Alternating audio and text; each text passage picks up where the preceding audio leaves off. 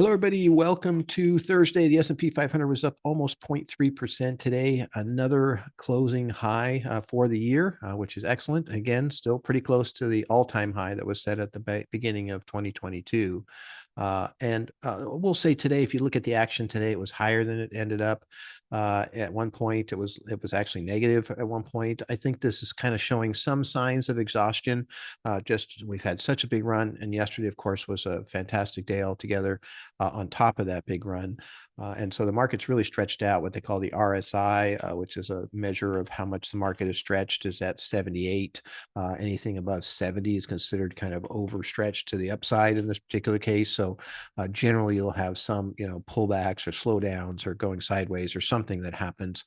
We do have, this options expiration day tomorrow, which can create volatility. And of course, the last couple of weeks, we get all these rebalancings, tax loss, selling, buying, what have you, that might happen. So we could have some interesting times here to end out the year. But it's been a good year, much better than most people expected, that's for sure. And the market has a lot of power right now. I wouldn't be surprised to see us hit the all-time high if we don't do it this year, the early next year. We'll see how this plays out coming into, the year altogether for 2024. Because when you have this kind of momentum and you have the Federal Reserve potentially cutting rates, those can be good environments for the stock market. It really depends on what's happening and why they're cutting rates. Is it something kind of soft, or is it a scenario where we're having a hard recession that will have two different impacts on what happens with the market? So really fascinating. I will say after yesterday's question and answer session with Chairman Powell, he kind of doubled down on some of the softer comments that the other Fed governors had said, which was a little bit surprising. It makes me think that after a year and a half of hearing just the opposite, that they're starting to see enough softness that they are willing to let the stock market and the bond market, at least with their words, kind of run upward and ease financial situations, because that might help them to not have to lower rates as soon. Just let their words do the work and let the market kind of do the work, because that's what they were doing on the other side.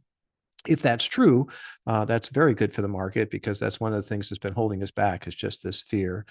Ultimately, it will come down to whether the Fed does lower rates at the right pace at the right time, or raise them if they have to, so that we don't end up with higher for too long, or whatever might happen as far as that goes. So that's what we'll be watching for next year, just to see how the Fed does with the situation as it stands. So very good week, very good day altogether. Really, another positive day after a great day yesterday was really something else. So again, we have our show tomorrow, every Friday now. We will have on 12:15 to 1 o'clock on YouTube, Pacific time. So please join us. I do a summary for what I saw happening for the week at the beginning of the show, if you'd like to see that. And then you can ask questions live during the show, anything about the market, about financial planning, retirement planning, you name it. We'd be able to try to help you answer those during the show. So look forward to seeing you then. Thank you very much.